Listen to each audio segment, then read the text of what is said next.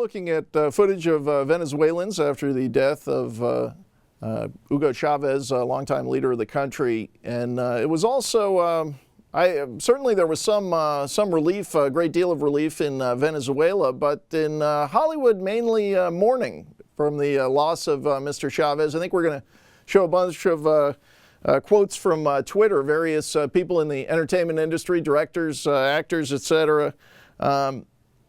Okay, here we go. So this is Oliver Stone. I mourn a great hero to the majority of his people and those who struggle throughout the world for a place. Great hero for Mr. Stone. We'll show some of the other ones. Michael Moore sort of predictably weighing in. Here with Mary Anastasia O'Grady, our America's columnist. And Mary, if you looked at Twitter, depending on who you were following on Twitter, you could see, you could get a picture of a sort of wonderful humanitarian who had stood up for the little guy. You cover Latin America very closely. You've followed Mr. Chavez's career very closely. What should people know about him and what his rule there meant for the little guy, for the average person? Well, it's interesting to hear Oliver Stone mourning for Hugo Chavez, and the first question I think of is, does he mourn for the 73 deaths per 100,000 that Venezuela, the murder rate in Venezuela is right now? I mean, that's an incredibly high murder rate. Brutal.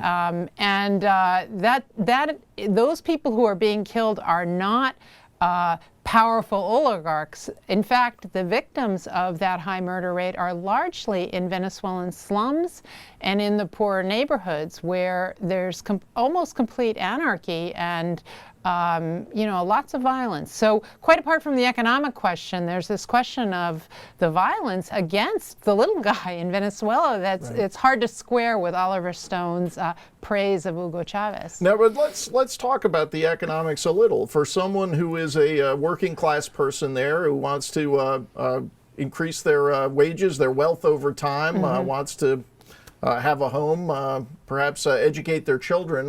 What has the Chavez era meant for the folks economically? Well, I think that if those are your goals in life, you need to become a Chavista. Because if you are a loyal member of Chavez's party and climbing up in the party, you're probably a beneficiary of the kleptocracy that's been going on for the last 14 years. But if you're outside that system, not so much. Right.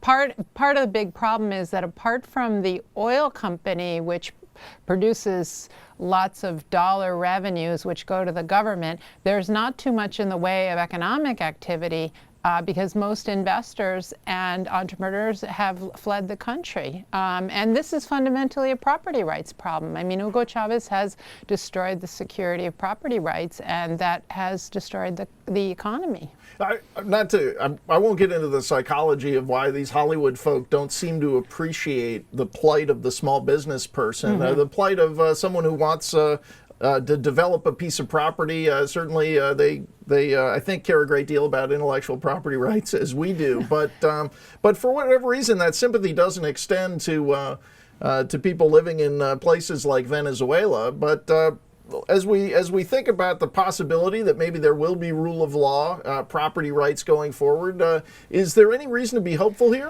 or do you expect another thug like Chavez? Well, I'm not particularly hopeful just because there's a military government in place, and military governments don't all of a sudden just throw up their hands and say, okay, let's make everything free and fair again.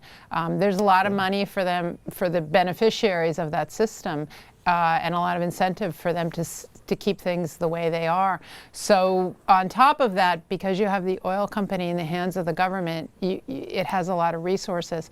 So I think that any kind of pushback to try to restore democracy will be very difficult. I think that it may come if you have a real economic crisis in Venezuela, which could happen.